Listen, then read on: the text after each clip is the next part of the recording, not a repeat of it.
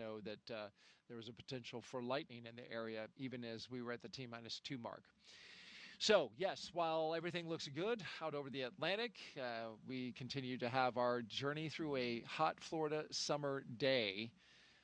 We were scheduled for launch at 12:09 p.m. Eastern Time. We had documented the crew getting ready for launch, starting around T-minus 4 hours and 10 minutes. And we walked that journey from suit up to drive out. We saw the crew ascend the launch tower there, get up to the top of the launch tower, get into their spacecraft, and prepare for launch. And all the systems, the high energy systems that came online, methodically going through the launch operations until we reached T-minus 1 minute and 7 seconds, and then we got the call for the scrub. Launch weather officer David Tager kept the launch team informed of the developing situation and let them know that the sea breezes could be forming this mix of cumulus clouds that we see in and around the area. And so now we have a dynamic situation on the pad, and the reason that we are still here is because we still have astronauts inside that capsule right there. 4 crew members: Zena Cardman, pilot Mike Fink, Kimia Yui, and Oleg Platonov, who appears to be taking a nap. I would. I mean, at this point, what else are you going to do? You got to wait for them to detank, and so that takes a little bit. It's actually fun. Some of the shot of the rocket that you see, the side view, it's almost like a fuel gauge because you can see where the frost is melted off of the side of the rocket and determine how much of the fuel is left in that first stage. Yeah, that's a great shot. If we can take that wide shot there, that it almost serves as kind of a detanking gauge to see where the frost line is. There you go. We're about halfway. Yep, they're about halfway. Yeah, and it's going down. And they recapture that LOX and that fuel, of course, for the next attempt. You lose a bit of LOX because, after all, that stuff boils off. Yeah, and that's why they wait to load it until so late, right? Because it's so cold. It starts to warm and expand and boil off, and you don't want to waste it.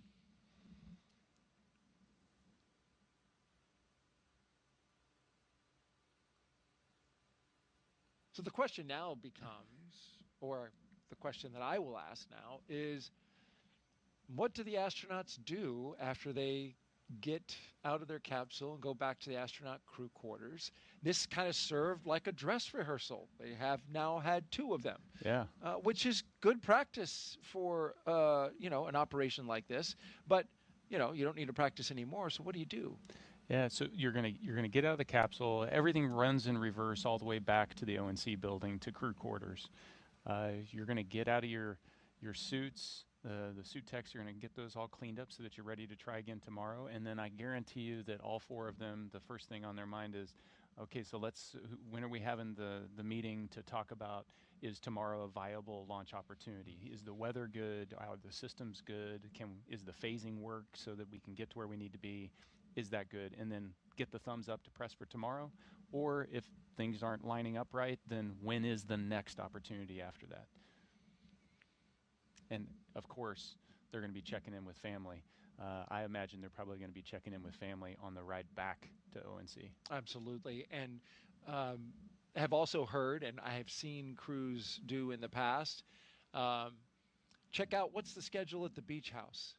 Because, it might be an opportunity to go out there and kind of take the stress of the day and the scrub off. For just a few hours? If you're trying again tomorrow, then there's probably not enough time. You may want to try to tag up with family again. And if you're going to scrub and it's going to be a few days, then you can, hey, let's just have a quiet evening and step away from the crew quarters, go out to the beach house, put your feet in the ocean. So too quick of a turnaround. It can be. It can be. So in that case, maybe, since there's 4 of them, they just have a little bit of a pickleball match, kind of let off some steam, and then get back to quarantine. No, maybe not any athletic events. We don't want to risk any late injuries no, prior to launch. I hear that it's a pretty somewhat safe sport, but you're right. It is a sport at the end of the day. Jessica Meir and Christina Cook, they played pickleball. Oh yeah, yeah. I have not got into that yet. Your fellow astronauts. Yeah. I'll have to pick their brains on the finer nuances of pickleball rules, because something about there's a kitchen involved, and yes. There's lots of rules. There's lots of rules. Well, we have a crew that plays here, Nick, and in fact, after our launch broadcast here, we're going to be going out. So if you want to learn, okay, you're welcome to join us. Thank you for the invite. In the 90-degree heat.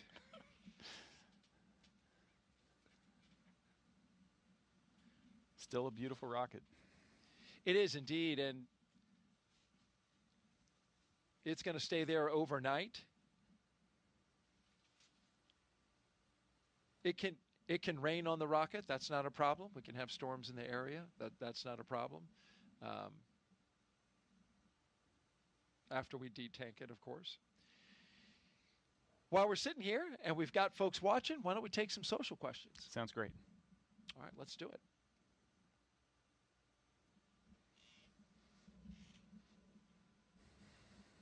If you're just joining us, we scrubbed our launch earlier today at 12:08 p.m. Eastern Time, T-minus 1 minute and 7 seconds. Our question comes from Hey Aviate. I want to be an astronaut. Any advice that will be really helpful apart from the usual requirements? I'm going to assume the usual requirements would be a STEM background, right? Mm-hmm. It's technology, engineering, or mathematics. But what gives people an edge these days? Because it's so competitive, Nick. Let's be honest. It is. It's highly competitive. How many people in the astronaut corps? Less than 50. Right. Yeah. In each class, there's maybe 10,000 applications for a dozen spots. 10,000 applications. So it is very difficult. The minimum requirement is you need a STEM master's degree. Okay. And so you've got to get that foundational educational baseline. Yeah. So there's lots of things that you wouldn't necessarily think about that get evaluated. For example, we're watching Crew 11 here. They've been strapped into these seats for about 3 hours now. They've got another 30 minutes or so. And so patience and the ability to have enough personal discipline to be able to sit still and wait for long periods of time. It's some of those soft skills, the interpersonal skills, how you manage yourself, how you manage your interactions with the people on your team, that are really important when we bring people in for interviews and we look how they interact, because you're going to be in tight, confined places with your crewmates, and it's going to be stressful situations, and how do you manage that stress, and so those are things that are tough to put on a resume, but they really come out when you start to evaluate candidates that come down and interview for the job. That's so key, and that's something I've observed with many of the astronauts who I've had the honor and the privilege to do launch broadcasts with. As we look at a screen that can show us, if you look closely, Nick, you can see the rain coming down now out there at the launch pad. Oh yeah, you can. So it did finally rain on the rocket. This is a sun shower though at the moment, because the sun is shining on that rocket at the same time. It got a little rain coming down. But to the point that you were talking about, those soft skills, it's after having done a number of launch broadcasts with astronauts, it's like almost every single one of them easy to get along with, super smart, adapts to situations real quickly. I see these common characteristics in everybody. I say almost all because, well, Some people you have to put up with. I Well, apologize. the jury is out. The jury's still out on this one. No, I tease greatly. This has been nothing but a pleasure since Nick walked in the door yesterday and we did our launch broadcast debrief. It's really great having you. It really, truly is. So the advice I would give somebody is, how do you develop that? Because you can develop those soft skills. And it's trying to step out of your comfort zone. And you become more adaptable if you've been in different situations, and try to figure out how to expand your comfort zone, and then trying to just be a great teammate. You don't always have to be the leader, you don't always have to be the follower, but what does my team need me to do? And those simple things, if you focus on that over years, and it takes decades to grow into the people we select, you can get to where you need to be. If you're seeking fame and glory, if that's the reason that it sparks you, Wrong profession. Wrong profession. That's right. I think I said it earlier. It's not about this sport is not about individuals. That's right. It's team. And that was never better exemplified recently in our commercial crew. And this is just an example that we're aware of. But Zena Cardman, the commander who's aboard the rocket and spacecraft today, her standing down and supporting you and your team when you launched after she got pulled off that mission. Another question in from Aqua. What does it feel like when the rocket is launched? We talked a little bit about this earlier in the broadcast, but this is talk me through give me some sensory detail here. Yeah, sure. What are the feels? Yeah. Before I do that, I want to double down on your last comment and just say, so we put the spotlight on Zena because she's the one strapped into a rocket today. Stephanie Wilson did the exact same thing, and I'm equally excited to see her strap into a rocket and get her flight. They are the epitome of the professionalism that the astronaut corps strives to be. 100%. Yeah. So what's it feel like to so as you're walking to, we'll just take it, you push space on the elevator. Going from the very beginning. Absolutely. You ride the elevator up, and it's actually, the elevator goes fast enough that your ears pop, because you're going up a lot of floors of stairs, so you'll feel the pressure change in your ears, just like if you were in a big skyscraper and going from the bottom to the top. Huh. And then you step out of the elevator, and then it's just this, for me it was this gentle breeze coming off the ocean, because you're so high up, you just get this nice cool breeze, and it's just green as you look out, green, and then the blue of the ocean, and then it's this metallic structure that's there, and so the launch tower doesn't really sway or anything, it's so beefy, you can see it there in the photo. And then you get into the gantry arm, and you start walking out to the capsule, and then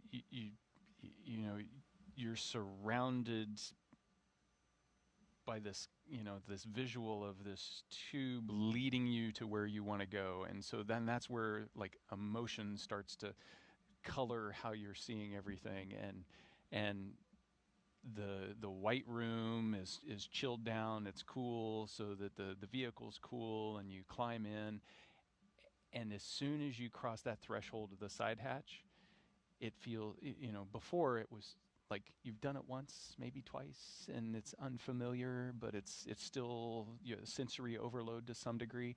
As soon as you get inside the capsule, you've trained for so long, it feels like home.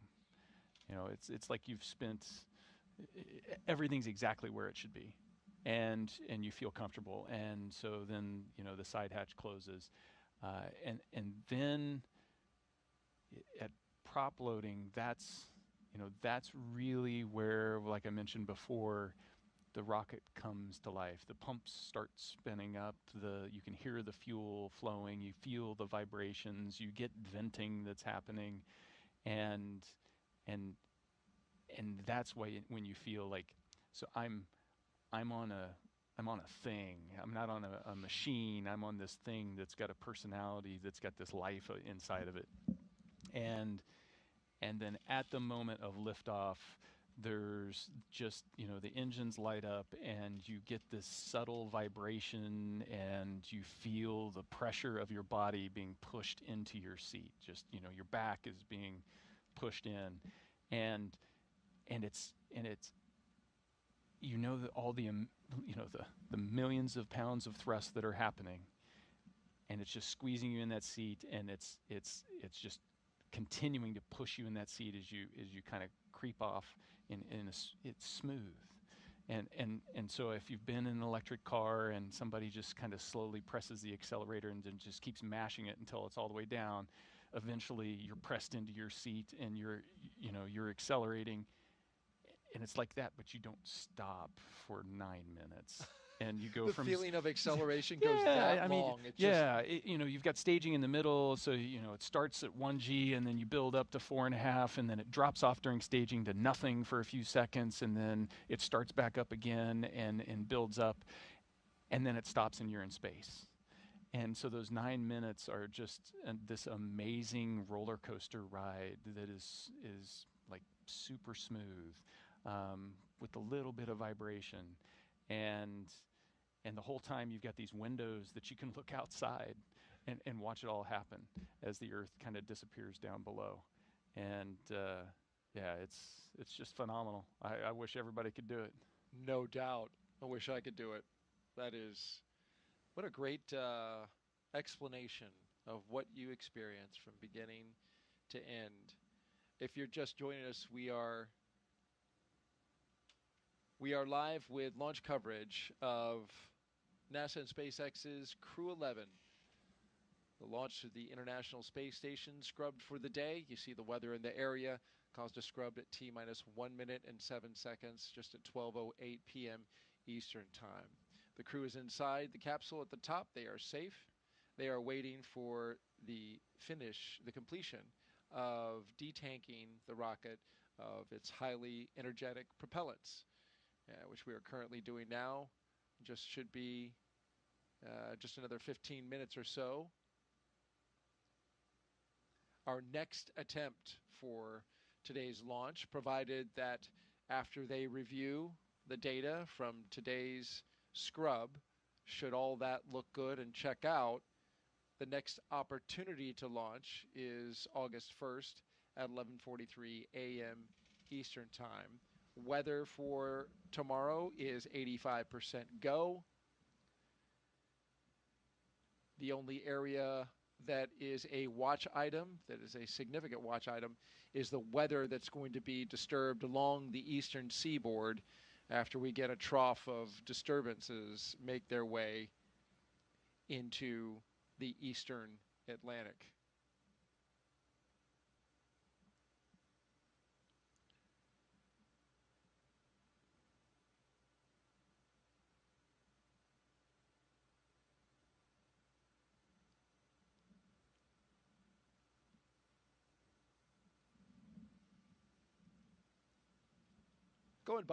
Going back to your description about launching,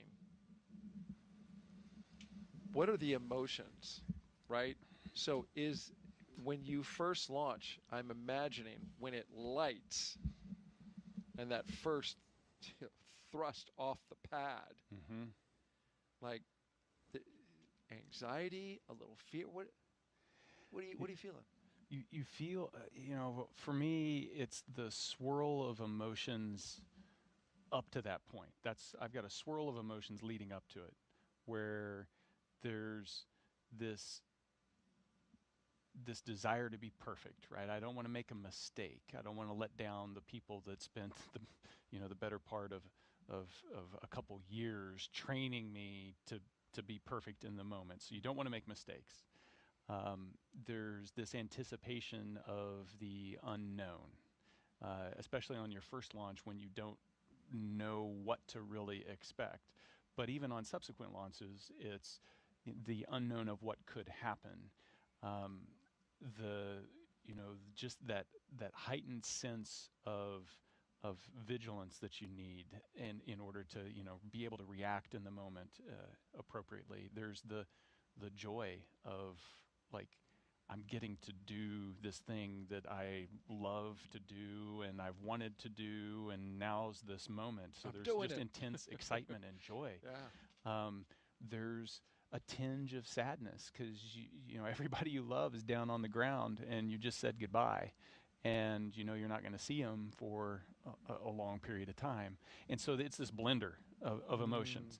But as the clock ticks closer to T-0, the focus starts to narrow in, and it becomes, okay, now I'm in operator mode. Let's execute. We got a mission to do, and so at the moment you lift off, you've got a radio call, and you've got radio calls you need to make all the way up just to, you know, to confirm what launch abort phase that you're in, and all of that, and so you're trying to absorb and monitor everything that's going on, and listen to what and see what the vehicle is telling you.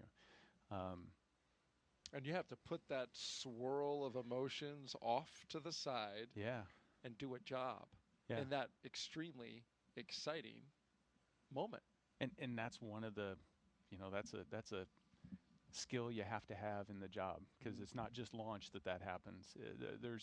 It happens all the time, and so we train to be able to stay focused on the task at hand, but then also recognize that you can't just bottle that stuff up. So you got to process it at some point, and so finding the right ways to process that and the right moments to process that. Fascinating to listen to everything that goes in to a launch day, to the launch moment, the emotions, the feelings, and the preparation, the skills required to get through it. Thank you so much for sharing that with us, Nick. Let's toss it out to SpaceX in California for our continued documentation and coverage of today's scrubbed launch attempt.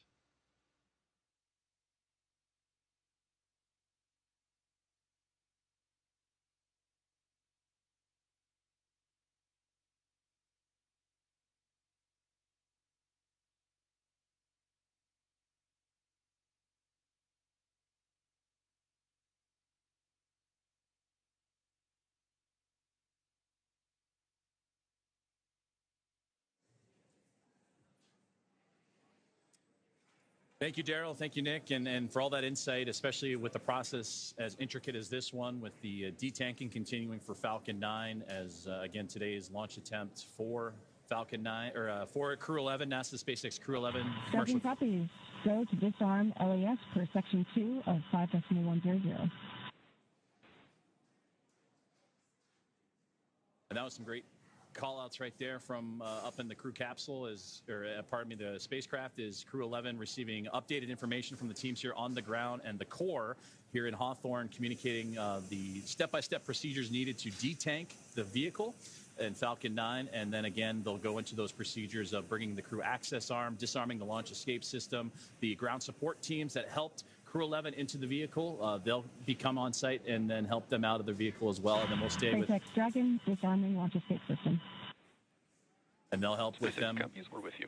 all the way down to their eventual return to crew quarters. So again, there you heard that the disarm of the launch escape system is underway, and that was the voice of Commander Zena Cardman, copying those commands from the core and communications teams in SpaceX here in Hawthorne. So that's where we're at the moment, but still a couple more steps to go, and they've given continuous updates on the process of how long it would take to detank the Falcon 9 of both the RP-1, that rocket-grade kerosene, as well as the liquid oxygen tanks necessary to then, Dragon again... SpaceX launch escape system is disarmed. You would go to open visors and then proceed to Section 3. Dragon copies. Go to open visors and proceed Section 3. Crew arm engage sequence has started.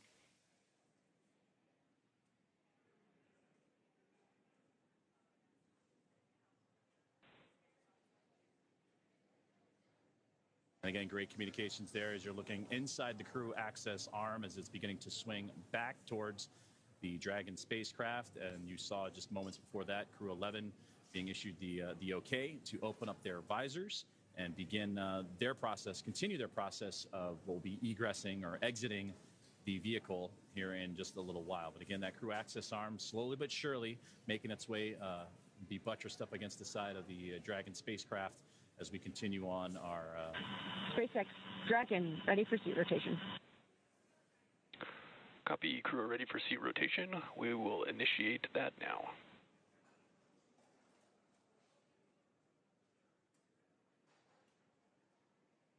So again, great communication happening between the team and SpaceX and Crew 11 on board the Dragon Endeavour spacecraft, as today's launch attempt has been scrubbed due to the cumulus cloud rule, and another launch attempt will be coming tomorrow.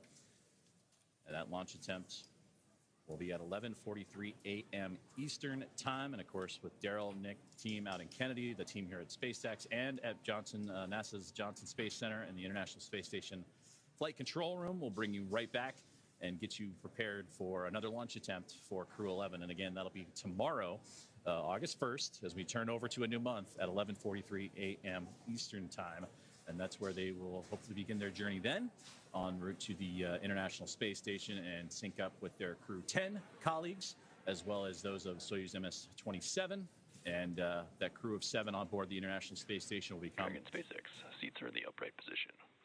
We will be working through steps with the closeout team to return to the pad tower and open up the side hatch. I'll keep you abreast of their progress. Dragon copies.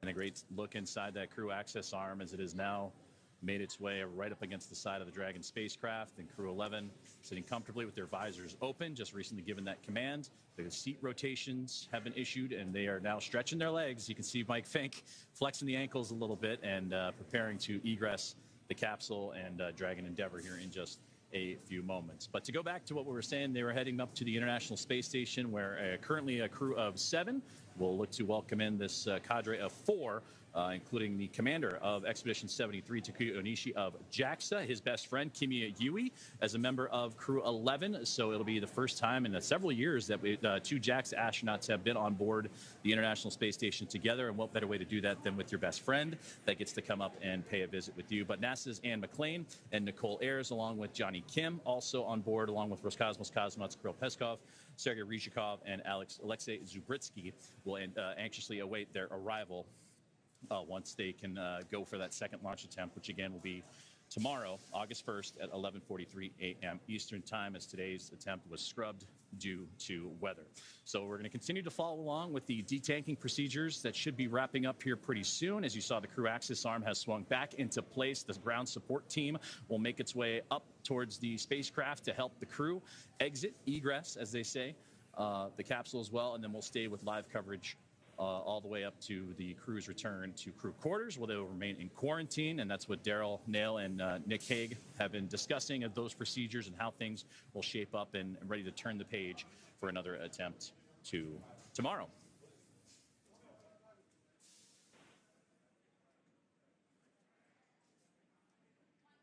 So as we continue to follow along and keep updates with the egress of NASA's SpaceX Crew 11 and the next crew rotational mission to the International Space Station, I'd like to join and bring in my colleague here in Hawthorne for another update in Ronnie on all things with the spacecraft Falcon 9 and the egress procedures that are currently ongoing.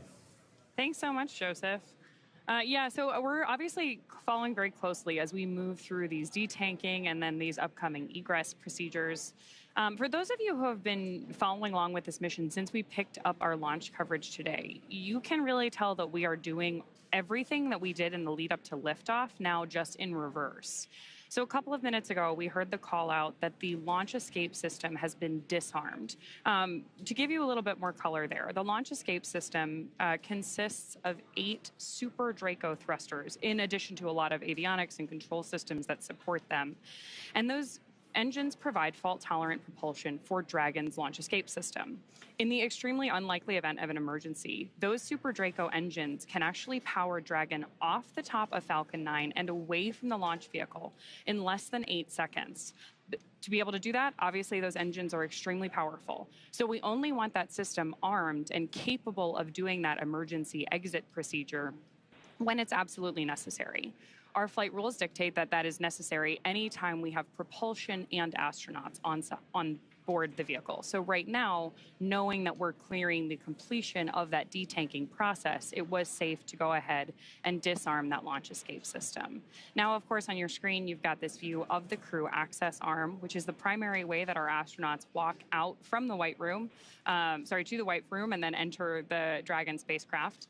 But it's important to note that all these systems we have working together, the Super Dracos that are part of the LES. The crew arm engage sequence is complete.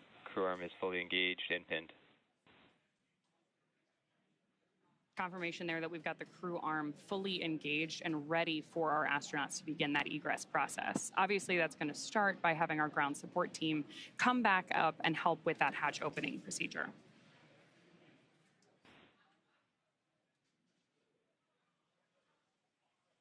And I'm getting confirmation here that offload has been completed, which again is what we expected when we heard that we were okay to disarm that launch escape system.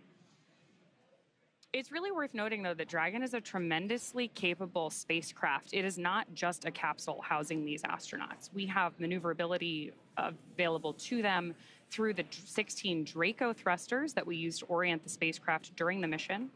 We obviously use those, rely on them really heavily as we do all of the maneuvers in our approach to the International Space Station. And then those Super Draco thrusters that are part of the launch escape system, as well as all of the avionics, the controls, everything that our astronauts are using to monitor the vehicle progress, both now in more off-nominal situations like this, where we've had a scrub due to weather, but also throughout their flight to the International Space Station. As we were talking about earlier, our crew today was scheduled for about a 38-hour trip to the International Space Station.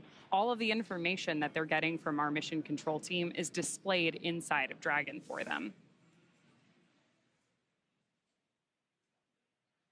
Still seeing little bits of rain. One of the things that we talked a little bit about earlier, but is still really interesting, anytime you are leaving Earth, we're monitoring weather not just at the launch site. It's really all the way along the ascent corridor. Obviously, Falcon lifts off and then does a gravity turn so that we can get up to space going 17,500 miles an hour horizontally. We're not just going up. So we're moving through a huge portion of the atmosphere on our trip to space. And the weather for that entire ascent needs to be clear. And again, if we were going to leverage that launch escape system in flight for any reason, you'd hear on a typical ascent, our crew will call out certain abort modes where the the spacecraft may have to eject to. In the instance that anything were to go wrong, that weather also needs to be good. We need to be able to get to the crew, make sure that they're healthy. And then, of course, anytime we have crew entering or exiting the vehicle, we're working those carefully rehearsed and fine-tuned procedures like we're seeing them step through now.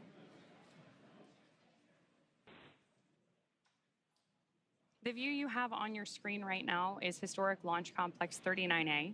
SpaceX has made some modifications to the crew access tower that you see over there.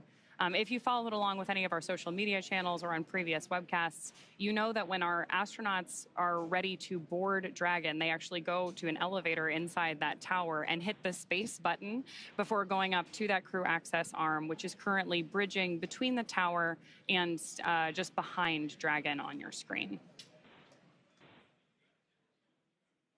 Right now, our ground support teams are preparing to ascend the tower and go over. And like I mentioned earlier, we're going to help with that hatch opening and then help our crew egress the spacecraft. From there, they'll be going back into quarantine. It's important that astronauts maintain that quarantine environment, often away from friends and family, in the lead up to launch so that they're 100% healthy when we get them up to the International Space Station. So to maintain their well-being ahead of our next launch attempt, which is currently scheduled for tomorrow at 11:43 a.m. Eastern, they're going to go back into that quarantine environment. Getting some nice views of Crew 11 in their seats there. Earlier on, we also heard discussion that we were rotating our seats back into the vertical position. We rotate our astronauts to lay on their back ahead of liftoff because it is more comfortable when you are experiencing the high G-force loading of ascent to have that pressure go through your chest. So anytime you see a photo of an astronaut in Dragon or any historical spacecraft, you know you see them in that reclined position. The seats on Dragon are another really nuanced and sophisticated part of the spacecraft. They have the ability to do that rotation and then move themselves back into the horizontal position in the event of an egress like this. But we also heard discussion earlier that we can remove those footrests to give the crew some additional room inside the spacecraft for their trip to the International Space Station.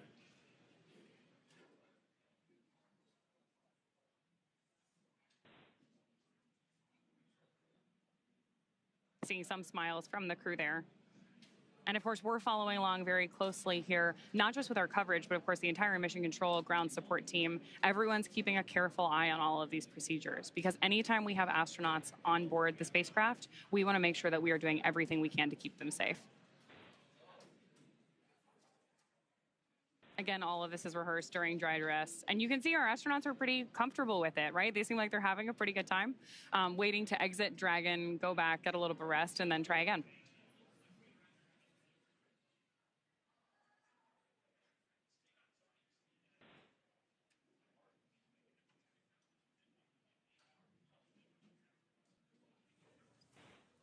And to that point too, Ronnie, it's great to see them with those smiles too. This has been a crew that we heard in earlier portions of the broadcast today that they've all been coming from different missions and different assignments, and to have that flexibility and to be a team player is a crucial component of becoming an astronaut and a cosmonaut, and seeing those smiles for them and knowing their journey and their path and their history as a NASA astronaut or a JAXA astronaut or Roscosmos cosmonaut.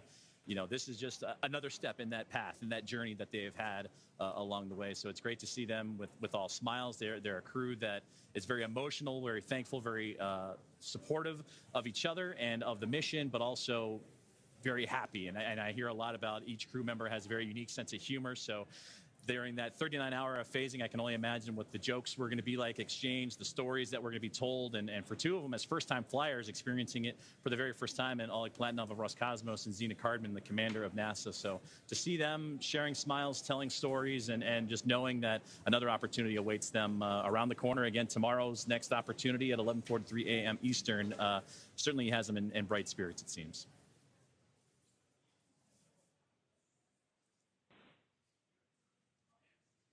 So we'll continue to stay with our live coverage of the egress procedures of NASA's SpaceX Crew 11, as their launch opportunity this morning unfortunately comes to a close due to a weather violation. They were scheduled to launch at 12:09 a.m. Eastern time, but that violation came into play right in the key moments of the countdown, almost right up to T-minus 1 minute left in the countdown. They called the hold and addressed the crew that weather, unfortunately, was not cooperating with them, and that they would have to stand down from today's launch attempt and make their way back to crew quarters after detanking and safely egressing the vehicle for the next launch attempt. But again, opportunities tomorrow and for the foreseeable future, so there are opportunities aplenty here in the near foresight for NASA's SpaceX Crew 11 team. So with that, we'll depart from Hawthorne for the moment and head back out to the Space Coast and check in with Daryl and NASA astronaut Nick Hague. Thank you very much, sir. We've been watching the crew. I'm here with Nick Hague, NASA astronaut. And in a moment like this, when I look at the crew biding their time, waiting patiently for the moment to egress out of this capsule and get back to the astronaut crew quarters, I see Mike Fink talking a lot. In a moment like that, it's pretty good to have somebody who's, you know, a jovial, talkable fellow like Mike Fink, who likes to crack jokes. And yeah. Now, you know, humor is a great tool, and being able to find the humor in just about any situation is a true talent and a benefit to the team. So, you know, they're sitting here. You saw the gantry arm is back up to the capsule. Pad teams getting access. They're going to pop open the side hatch here and get them out of the capsule. So now's the time they can relax a little bit. They're in a safe state, and there's definitely, they've turned the corner and they're looking for, okay, what's our next opportunity? Next to Mike Fink is Zina Cardman, the commander of this mission.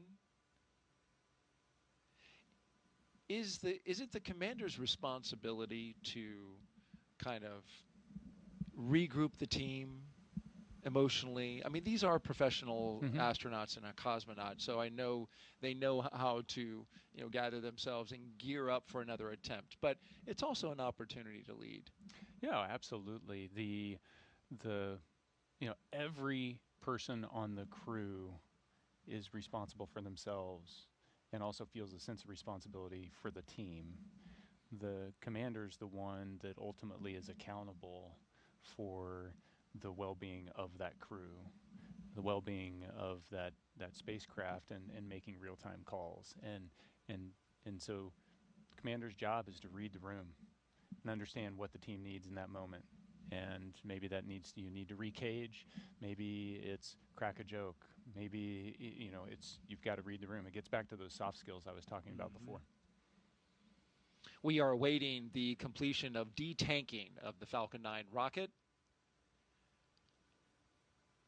A moment that, when it arrives, will allow for the astronauts to egress from the Dragon, make their way across the platform and down to their waiting Teslas, where they will be driven back a 20-minute drive across the spaceport under security escort back to astronaut crew quarters. And we hear the call that detanking is complete. Again, detanking is complete. That paves the way for the closeout crew. So a little hand battle there between the commander and pilot. Paves the way for the closeout crew to come up and ascend the tower, make their way into blast danger area, and help the astronauts make their way out of the spacecraft. And there you see at the base, here comes the closeout crew.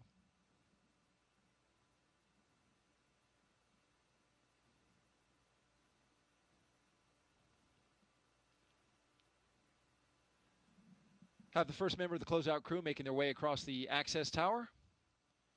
And this is actually the final steps up to the 275-foot level, where they go into the crew access arm. At this point, Nick, you can say that the rocket has been safed. Yes. You've detanked the rocket, the launch escape system is off. As soon as those two things were complete, then they were able to rotate the seats and pop visors and essentially sit there and wait for the pad crew to show up. We saw pad crew walking down the arm. They'll put some safety restraints in place to secure the gap between the arm and the capsule and pop open that side hatch. Dragon SpaceX, the team has reached the White Room. We're now beginning preparations for configuring the White Room and side hatch opening. Dragon copies.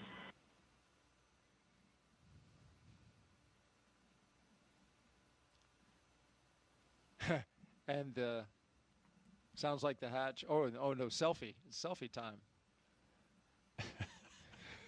Kimiya's got his tablet out and he's taking a selfie. I'm not sure where that picture will go in the grand scheme of pictures that they'll be taking, especially with a launch day, a real launch day where everything works out. Yeah, but on a real launch day, you don't have time for something you like wouldn't. this, right? Yeah, and you wouldn't risk taking the tablet out and potentially dropping it, and then having the launch, the pad crew having to come back in and dig that out. So this is a unique opportunity to get some photos you might not otherwise get.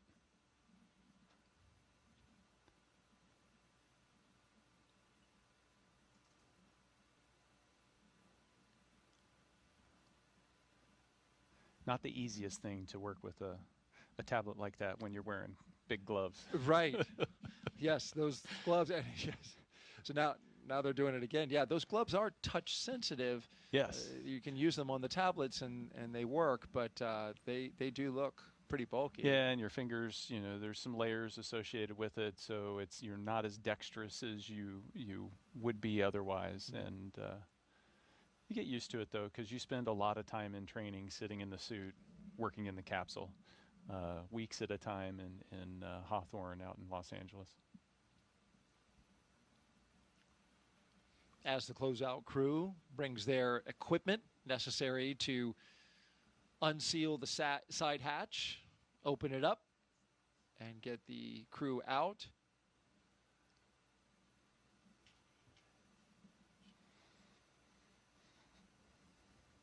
The astronauts have plenty of time for conversation, talk about the next launch attempt,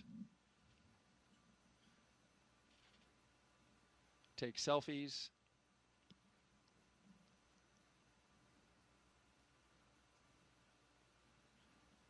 So you launched 3 times, and you never had a weather scrub? Never had a weather scrub. That is fortunate. Yes, indeed. We had a delay. We didn't actually scrub. We had a delay because of a hurricane coming through. Oh, right, but we saw that days well in advance. So yeah, never got to the point where we did that. Although, you know, and the point was brought up earlier, every crew practices a scrub when they do dry dress. Right. And so you get to go through the procedures, minus all of the waiting for the prop load to go on and the prop load to come off. There have been astronauts who have scrubbed due to weather 5 times. Yeah. Famously, our former NASA administrator, Bill Nelson, tells that story all the time about 5 scrubs to get to launch. I thought, oh, man. It's space is hard. It's there's a lot of factors that going into everybody feeling comfortable that it's safe to launch. Is there any way to put in a food order back at astronaut crew quarters? Food will be waiting because you got to remember they suited up almost 6 hours ago. So hungry. it's been a while since they've had a meal. Right. There'll be food waiting. And the staff at crew quarters does an amazing job of making sure that you've got the right food, it's nutritious food. They do an amazing job that extends not just from crew quarters, but also gets into the food system on board the International Space Station. And it's just, again, every time we talk about something, there's another facet of, hey, there's this team, and they are experts in their field at doing what they're doing, and what they do is so critical. And the food lab is another example of that. I hear great things about the chef over there and his ability to make these meals that are requested, by people from other countries, right? The international astronauts asking for cuisine from their homeland, and I hear they do a pretty good job. Yeah, absolutely.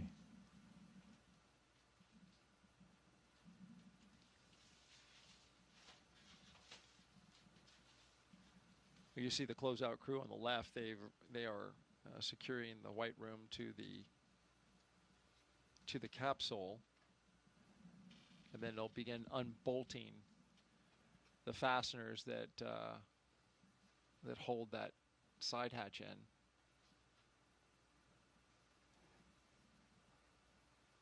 Yeah, you want to mind the gap. That's a little bit of a drop. Yeah, that's a just 275 feet straight down.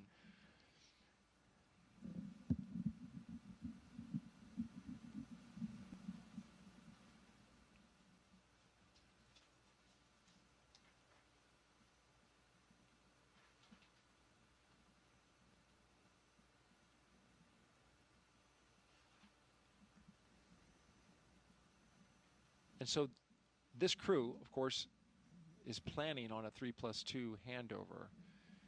Now, does that calculus change? Well, you saw the handover is going to be influenced by weather as well, because you have to have good weather to land. So even if we can launch them, Crew 10's got to have good weather to land. And so you'll see that calculus change. The importance of the handover activities and being able to have one crew, essentially show the ropes a little bit to the other crew before they leave is still critical. But that is also tempered with, well, we have a window of good weather here, or we have a window of bad weather there, and trying to find that sweet spot to bring everybody home.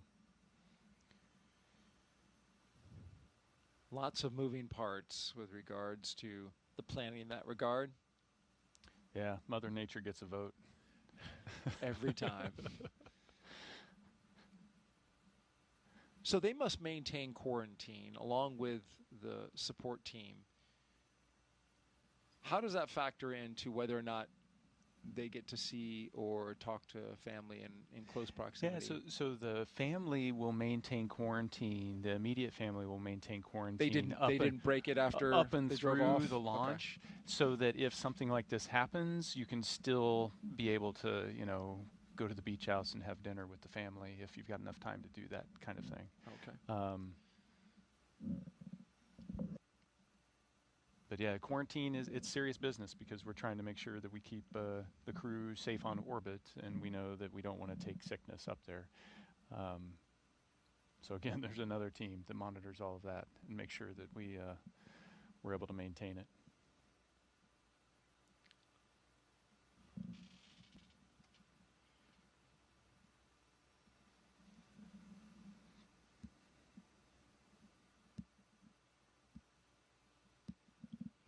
For pilot Mike Fink, it's been 14 years since he last flew to space, doing so aboard STS-134 in 2011. The second to last flight, the penultimate flight of the Space Shuttle program. And he said that he's looking forward to getting back after all these years to the International Space Station. It will have to wait another day.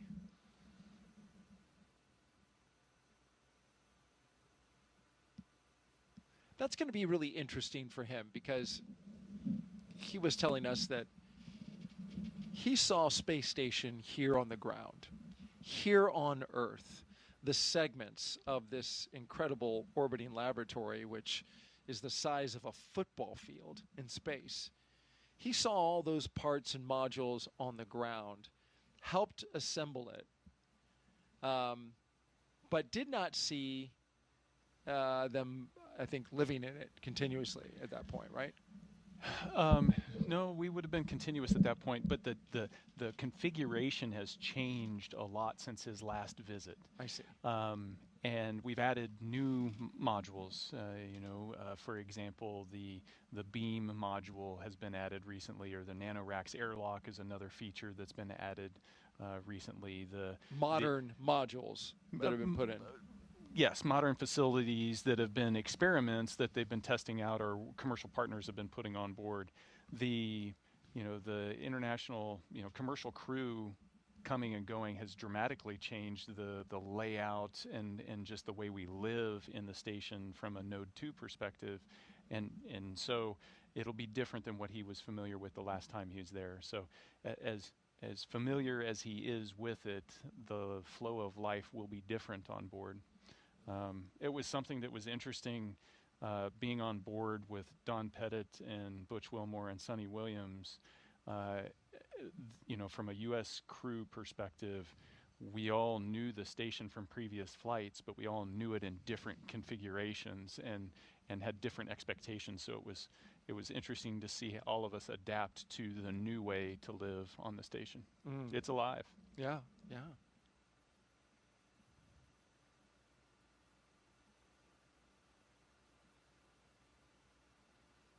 So we got a question that has come in from Joseph Zashevsky, our commentator in Hawthorne. Okay. He has a question. He wants to know, do you mix up the procedures tomorrow? So, for example, instead of Eggs Benedict, do you eat oatmeal? Do you put your left shoe versus your right shoe? He's just curious. Yeah, that's a personal question. Or how superstitious are you? Right. Do you need to change up something just to turn the tide of fate your direction? Or do you not want to change something because you're concerned it might throw your own personal, preparation off? And for me personally, it was I keep a routine consistent. So even during quarantine and the weeks leading up, it's not like I'm trying to have every meal I'm going to miss crammed into 2 weeks, the meals I'm going to miss over 6 months. It's having some level of consistency. What do I normally have for breakfast? What do I don't want my body to go through that kind of shock. Right, because you can order anything, but it's Yeah. probably safer to go with some food that you're used to having. You order anything and everything carries some consequence.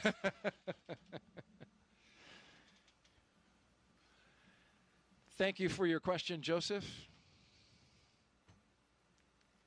And thank you for the job that you and Samya did today, and Ronnie as well. Yeah, it was outstanding. Joseph and Samya, I believe, are new to our crew launch broadcasts. So we have a question coming in from the cameraman who's asking about the devices that are strapped to the knees of each of the astronauts. So it's called a satchel. You know, in the aviation world, you'd have a knee board so that you could pilot an aircraft, and then also have a place to draw, write down, take notes.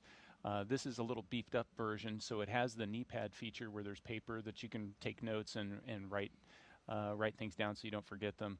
But then underneath it, there's that satchel that contains a headlamp. It's got a charging cord for the tablet. It's got a Valsalva device so that you can clear your nose, earplugs if you need them, headphones if you need them. So it has the personal equipment that you might need while you're launching or just operating inside of Dragon, both uphill and downhill. Thank you for your question. If you're just joining us, we are walking our astronauts through the scrub procedures for an attempt at launch at 12:09 p.m. Eastern today. We scrubbed out at T-minus 1 minute and 7 seconds due to weather. A violation of a weather constraint for cumulus clouds too close to the launch pad. Hey, we got a question in from Say Richie. My 5-year-old Boston, who is numbers obsessed, wants to know how high the rocket will go. How high would the rocket go? So he wants to know about the altitude, which I'm calling back to what you said about the rocket launching straight up initially, but then turning to the horizontal, because at the end of the day, you're going into orbit rather than trying to reach some faraway destination. Yeah, so the profile that the rocket's going to take, and we see the side hatch opening up, and everybody's celebrating. Yeah. All right, hooray! Fresh air. Yeah. Dragon SpaceX, with the hatch open, we'll be handing you off to the closeout team for egress. See you soon.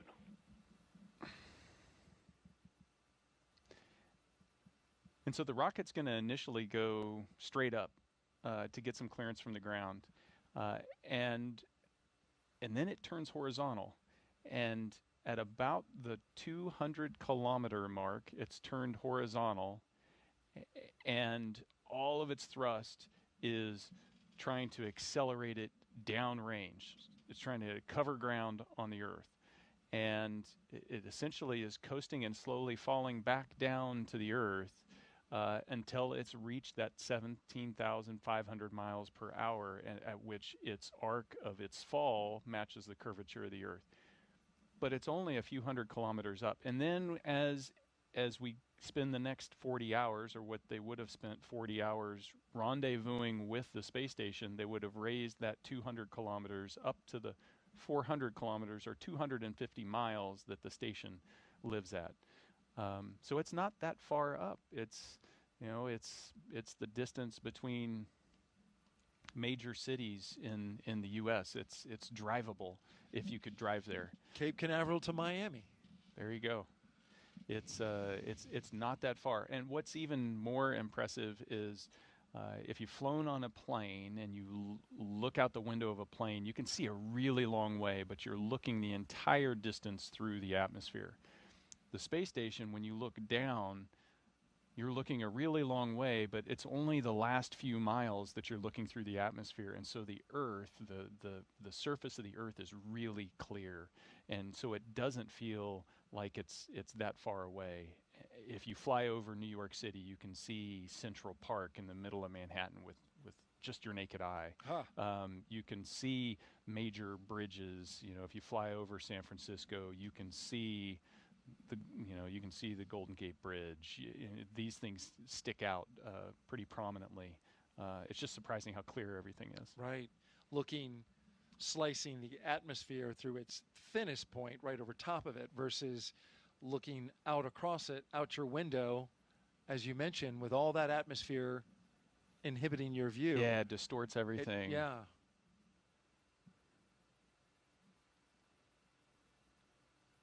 Which is also why you get a sunburn between 11 and 2 o'clock and not at 7 in the morning or 7 at night, right? Yes, Because the indeed. sun has to travel through all that atmosphere. Wear your sunscreen. That's right. All this public service announcement brought to you by NASA.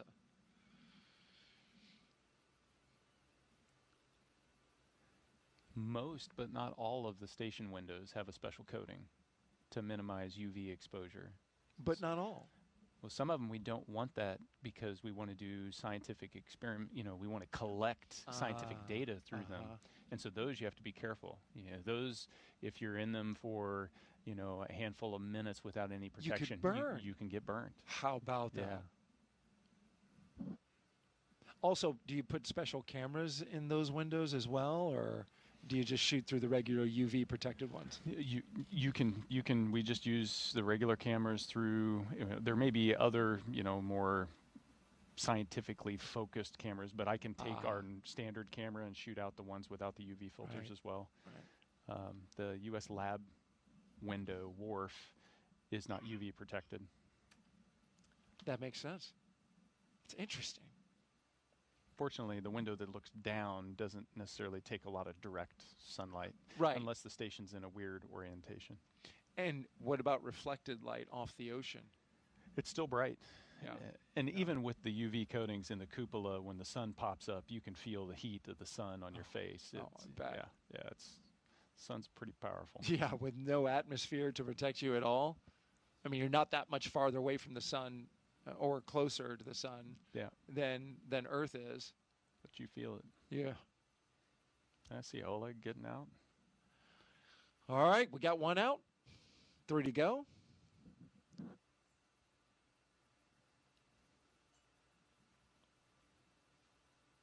And they just go reverse order.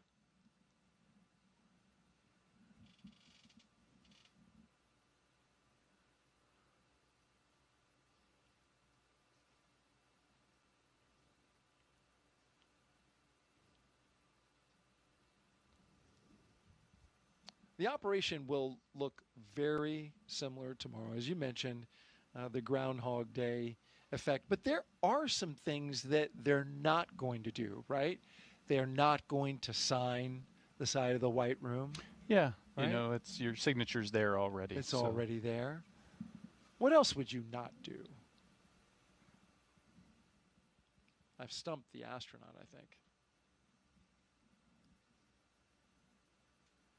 Could be a trivia question. Yeah.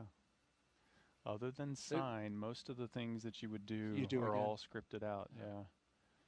Yeah. Even the goodbyes, you're still going to take the opportunity to say goodbye. Right. Even though you said it a day before. And here come our astronauts down the crew access arm. Looks like they're putting on rain jackets. Ponchos. That's a new one for me. I did not get trained in the SpaceX rain poncho. Well, now these are spacesuits that don't like water. Indeed. They're not, not necessarily designed for that. And they also carry umbrellas with them. The closeout crew does, so that extra layer of protection. But this is a first for me. I've not seen this before.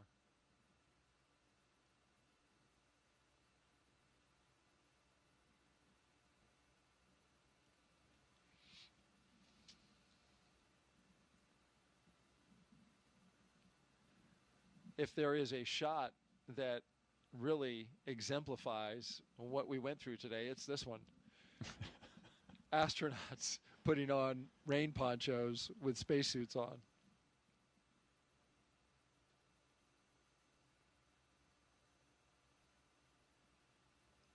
And so they come out of the gantry. They have to walk down a flight of stairs over to the elevator.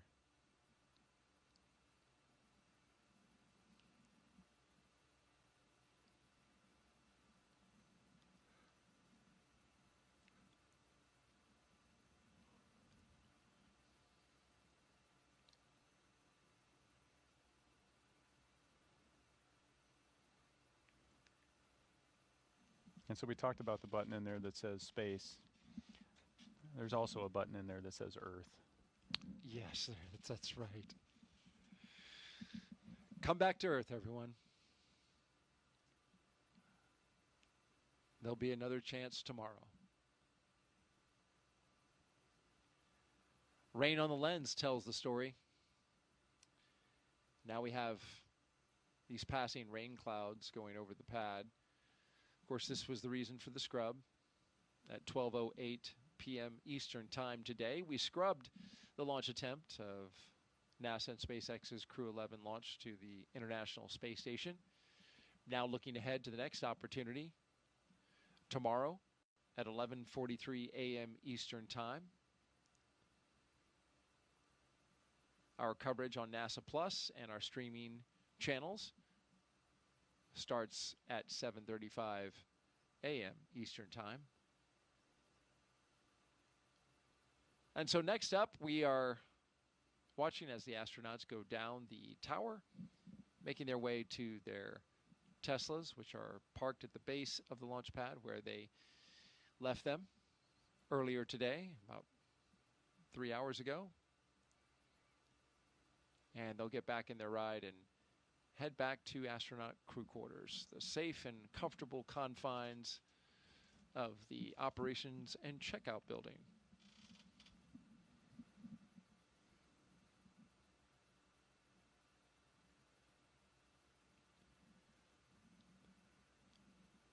We talked about the next opportunity for a launch tomorrow. One thing that will be considered, teams from SpaceX and NASA and the Commercial Crew Program will take a close look at that weather in the ascent corridor to see if it is worth taking a shot. Yes, they have the opportunity to go to the space station, but they will want to see if that situation is going to work out, if the weather's not too difficult to extract the crew from the Dragon should they have an emergency abort, come off the top of the rocket and splash down in the Atlantic Ocean.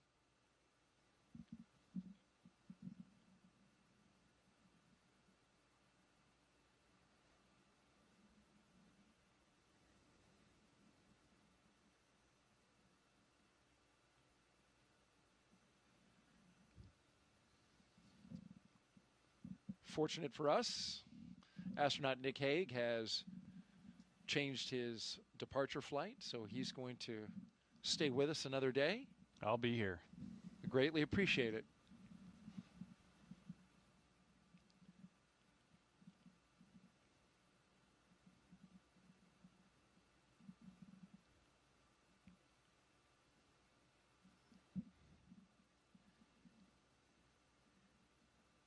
You talk about the support of the crew in throughout the operations, both getting ready for launch and, of course, in this capacity for a scrub procedure. But there are thousands of people who came to see this launch today in person. There are hundreds of media, 222 credentialed media who are with us right here on site, who are here to document and report out the results of today's launch. And they all have to change their plans as well. Yeah. Hotels, stays, to reset for another attempt. Yeah. Yeah, you'd think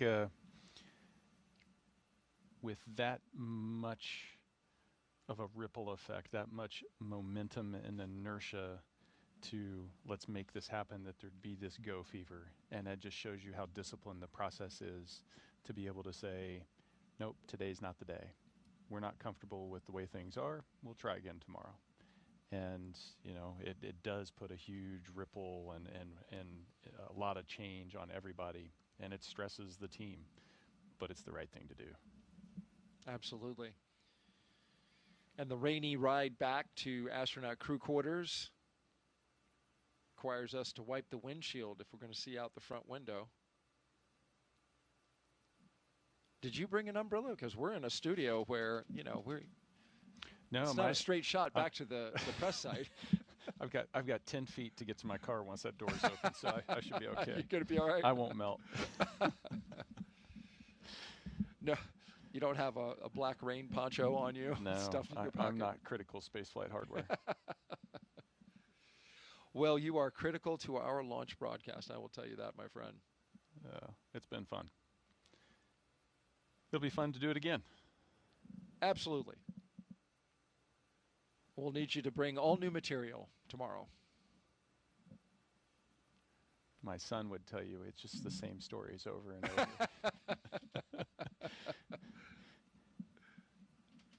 That looks like some serious rain out there. Yeah, that's hitting the windshield a little harder than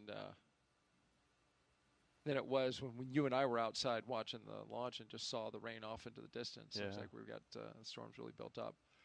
And this is the formula that we have. This is consistent July.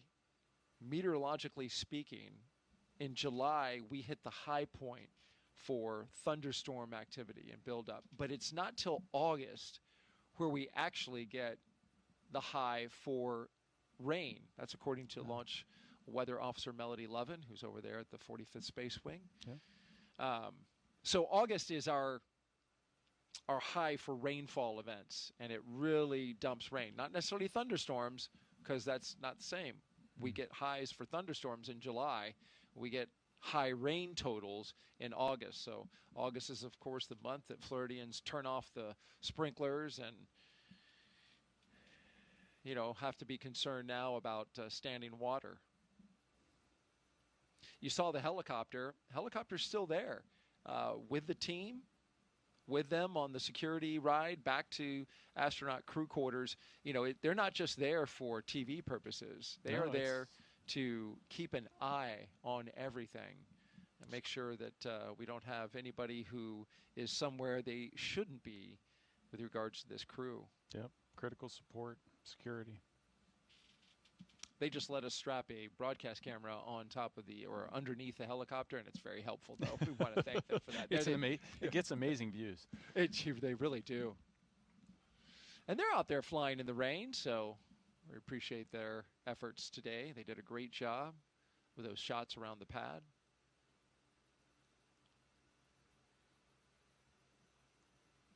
Another key aspect, you know, for those of you who are still with us, as few as you are, NASA is required to provide a level of transparency. And so when the astronauts are in motion, whether it's a scrub or it's a path to the pad, we are required to let the American public and taxpayers know how we did it that day.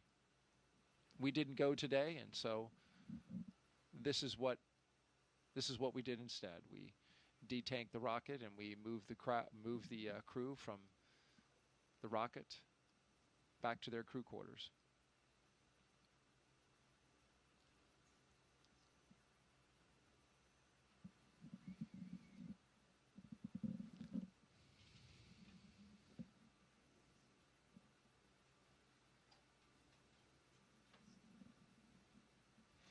You know it's coming down when you can't see the VAB. Yeah, you just see the shadow of it, just the outline of it right there, right? Yeah, you know you're in a good downpour.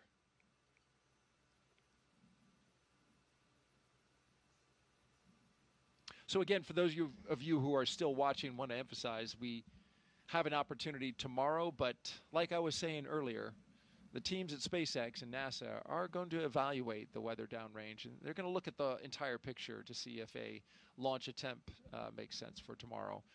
But there is an opportunity tomorrow, should they need it. 11:43 a.m. Eastern Time. Broadcast start time, 7:35 a.m. Eastern Time. We have opportunities as well on Saturday, August 2nd, and Sunday, August 3rd, when you get to August 4th, as we understand it from the launch planners, that is a day where we have to stand down because of the phasing that would be required. It's longer than the minimum 40 hours to get to the International Space Station. So August 4th is not on the table as a launch opportunity. But then the 5th, 6th, and 7th are. Yeah.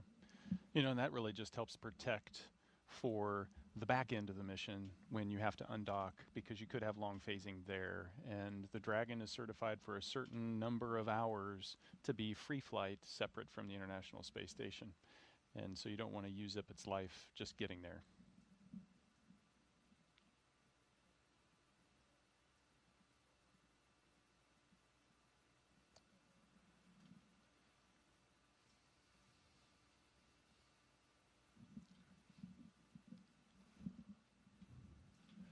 Making the left-hand turn now from Saturn Causeway onto NASA Causeway. Halfway home to astronaut crew quarters.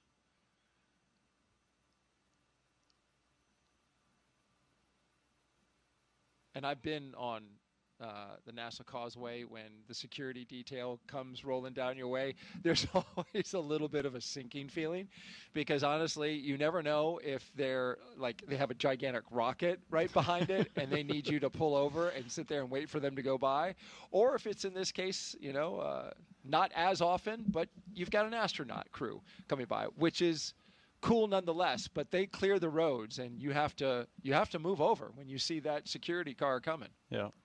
It's fun to drive around KSC and Cape Canaveral Space Force Station, because you just don't know what you're going to see on the road. And, that's right. And how often do you get stuck behind a rocket?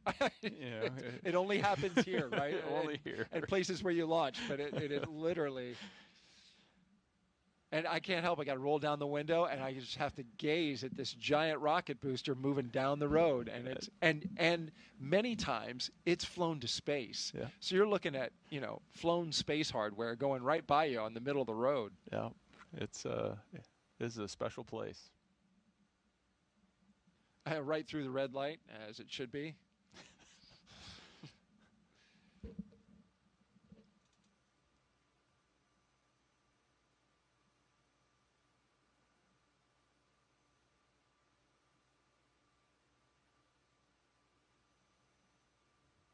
You see them with the 3 lanes and the road right there. On the other side, it's 2 lanes. So this side is used in the case of moving hardware. So if the hardware is large enough such that it won't fit on a 2-lane road, they got the 3-lane road as an option.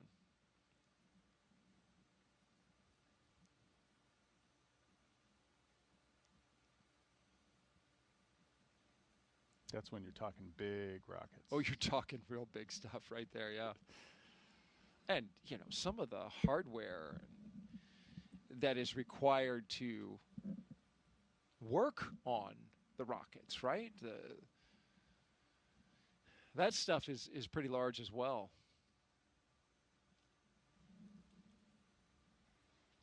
Yeah, it's amazing to, you know, you come out here and to get the glimpses of Artemis II and just the size and enormity of, you know, we've got Falcon 9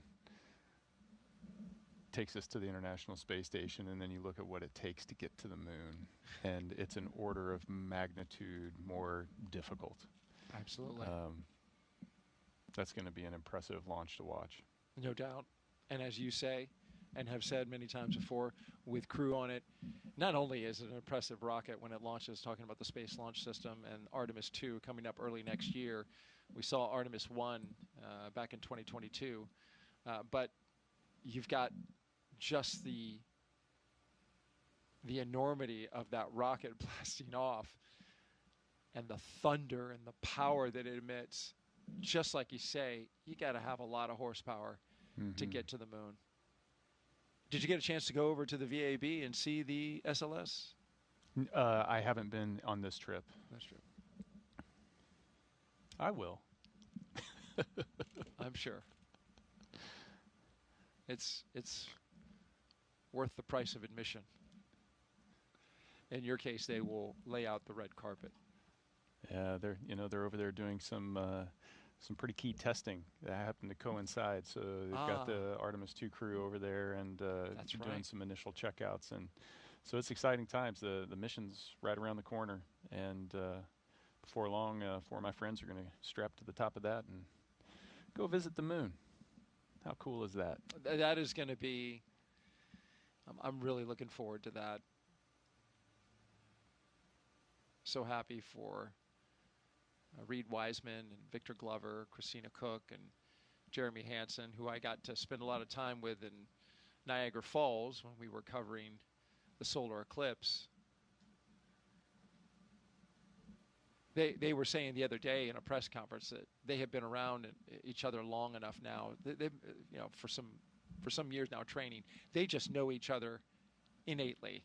They know when they might have a little mood shift. They know when maybe they're not feeling so well or don't want to talk, do want to talk. Yeah. It's just there's this unspoken thing, right? You know that person so well. That's where you want to be as a crew. That's right where you want to be, right? Yeah. You want to be, so, we're in a dynamic situation.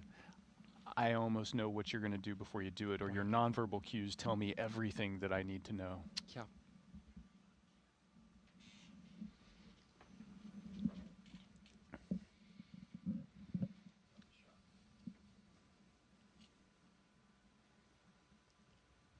That's why we train the way we train.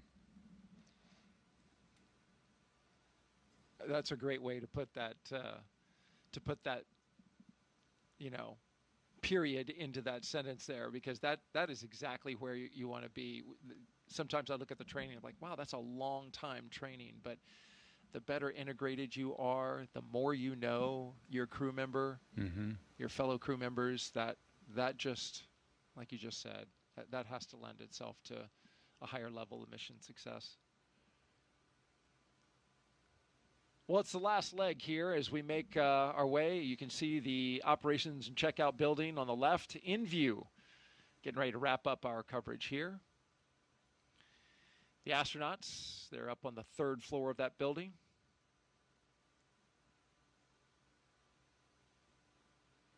They have 26,000 square feet of bedrooms, workout facilities, medical checkouts, cafeteria. Everything. You don't have to leave. Don't have to go anywhere.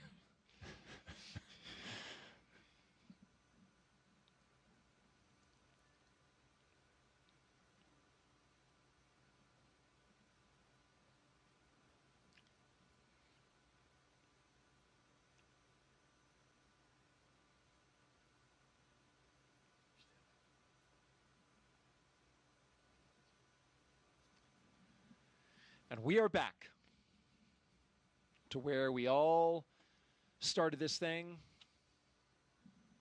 about 6 hours ago, Nick. Yeah. This was the starting point. Well, we really appreciate, if you're still with us, joining us for our launch attempt today, the attempted launch of Crew 11 by NASA and SpaceX. We were scheduled to launch at 12:09 p.m. Eastern Time, but scrubbed out our attempt at 12:08, just about 1 minute and 7 seconds before we were set to lift off. We had a weather violation on the range inside the 10-mile radius area, had a cumulus cloud that just swooped on in and fouled the launch, the weather criteria. And so that's the way it goes. In the interest of safety, as we've said for the past hour or two, this is the reason that we have so much safety surrounding the astronauts and so many launch commit criteria. These criteria, when violated, we don't take any chances. We follow through and pull the crew out and reset for another time. Yeah, absolutely. Safety is paramount. Today's an example of that. I want to thank all of our guests who were with us today. I want to thank SpaceX, of course, and the team over at Johnson Space Center for joining us on this launch attempt. And thank you, sir, Brigadier General. My pleasure. You'll be back tomorrow? Absolutely. Happy about that. We hope to see you there. And if we do choose that attempt for tomorrow, we will be on the air at 7:35 a.m. But stay tuned to our NASA social channels. We will update you with the latest information about which launch attempt we end up looking for. We've got a number of them, as I mentioned, going up to August 3rd. We skip the 4th and then have the 5th through the 7th. So stay tuned to our social media channels. We'll bring you the latest information on when that next launch opportunity will happen. Until then, have a great rest of your day. Thank you for watching, and we'll see you next time.